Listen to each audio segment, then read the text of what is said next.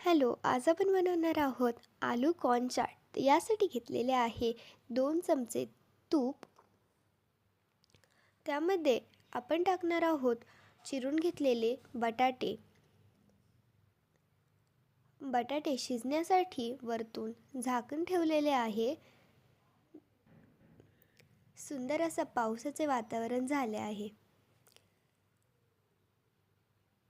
बटाटे आपले शिजलेले आहे. त्यामध्ये टाकणार आहोत स्वीट कॉर्न्स.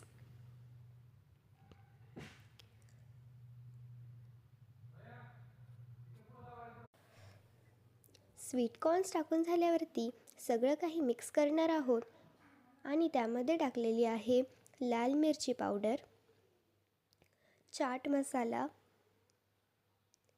आणि चवीप्रमाणे मीठ. हे टाकून 2 ते 3 मिनिटे मिक्स करून घेतलेले आहे आणि रेडी आहेत आपले आलू कॉर्न चाट. एकदा नक्की ट्राय करा. खूप सिंपल रेसिपी आहे. चॅनलला सबस्क्राईब करा. भेटूया पुढच्या व्हिडिओमध्ये. बाय.